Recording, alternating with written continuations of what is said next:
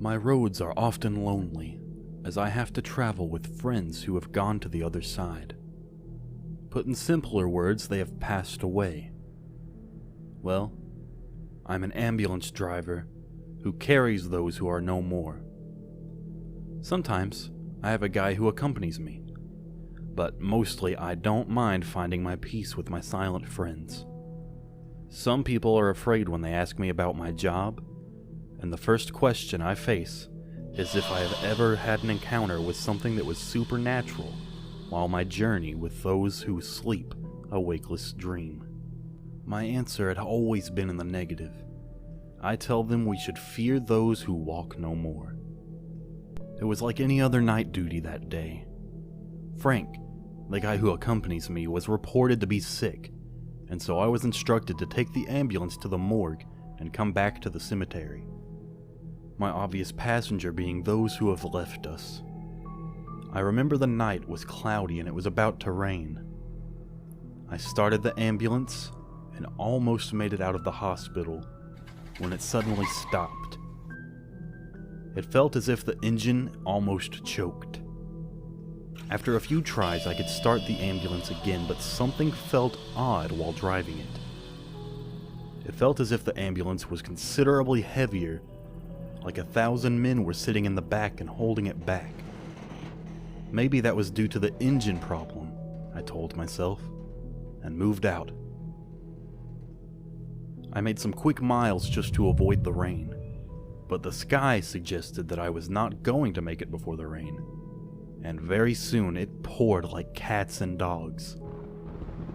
Since my car felt very heavy, I didn't try to push it too hard in the rain, and after a while, I felt like someone was moving around in the back of the car. This might seem scary at first, but I took it that the restraints must have loosened, and that was causing the moving sound. I pressed on the gas a little harder just to make quick grounds.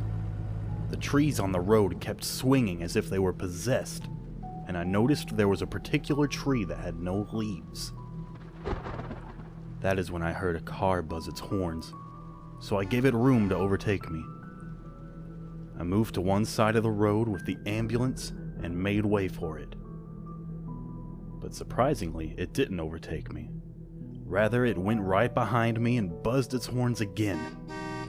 This made me feel a bit unsafe, and again I made room for it, and again the car did the same thing. This time I didn't move the ambulance, and after a while the car made its own room and overtook me. I tried to get a look at the driver, but the rain made it impossible for me to get a clear view. At one stage I saw two sharp eyes looking at me and smiling. Soon the car passed. After a while, a bird flew from nowhere and hit my window. It slid over to the other side and dropped. This really scared me, and I did not know what to make of all of this. And there it happened again. The same car was behind me, and it did the same thing as before. I was shocked. How could it have gone behind me? I didn't see it come back. I would have if it did, wouldn't I?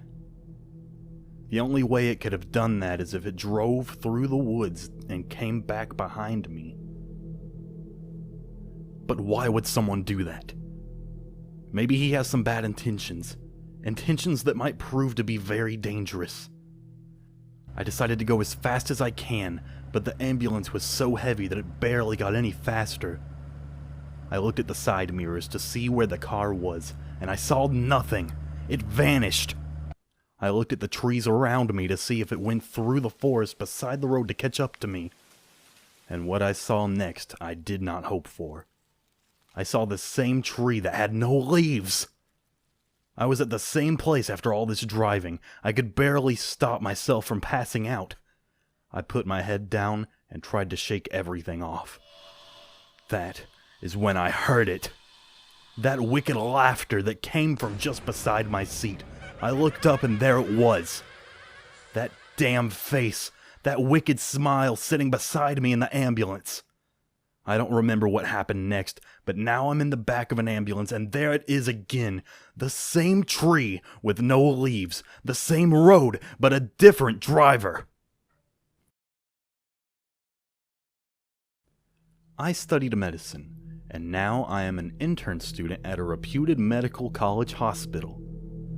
My internship has made me go through some nerve-wracking experiences, and those have made me a stronger doctor. It's not ideal if a doctor is weak mentally. I used to work in the night shift during my tenure at the hospital. I dressed and packed my apron in a bag, and I was about to leave when Mom called. It's her habit to call me at this hour and wish me well. She always wanted me to become a good doctor, and I try hard to achieve my goals and fulfill her dream. It was raining outside, and due to this the line wasn't clear. Putting down the phone, and I checked everything for one last time before I left the apartment. But to my disappointment, there was no cab. The weather made it quite apparent as to why that was the case. Suddenly, a cab just stopped in front of me, and without a moment's hesitation, I boarded it, telling the driver where he had to go. I got in the cab and asked the driver to pull down the window, even though it was raining. This irritated him a bit, but when it was explained to him that my asthma made it difficult for me to breathe in an air-conditioned place, he did what was requested of him. There was an awkward silence in the place, so I tried to break it. I asked the driver what his name was, and he told me that it was John. The way he said had a friendly tone to it. This brought me into my comfort zone, and I further asked him where he lived and if he had any family of his own.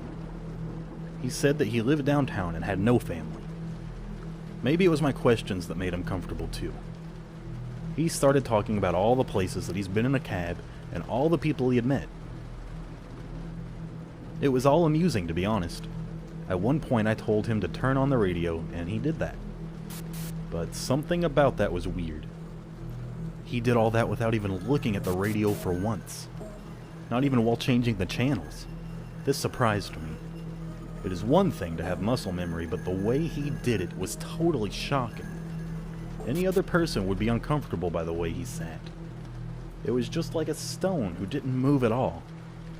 It must be difficult to maintain that posture, no doubt. I finally reached the hospital and asked him for the fare. He looked back and told me it was $10.15. Taking out my wallet when I was just about to tell him to keep the change, something caught me by surprise. He did not have any eyes. Never took myself to be a weak man, but when something like that happened in front of me, I could not keep calm. Everything around me was spinning, and soon my feet felt heavy. An immense sense of hopelessness devoured me, and I passed out. The next day, my senses came back. There was a nurse who took my readings and gave me some food and told me to rest. I was going to be discharged the next day, and the nurse told me that too much stress caused me to pass out. I tried to remember what happened and when it came back to me. This gave me goosebumps. The horrors of the previous night could never be true.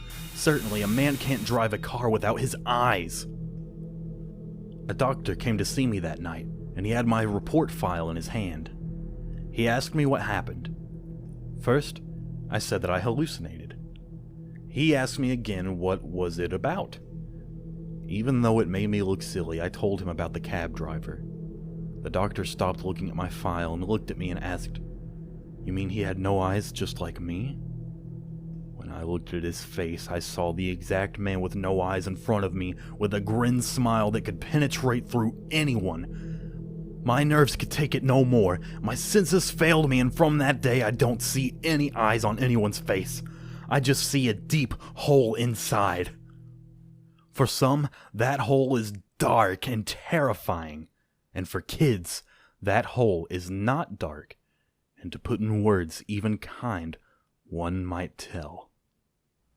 If you like these scary stories, remember to like, comment, and subscribe. Either way, you won't be escaping from the Fear Zone.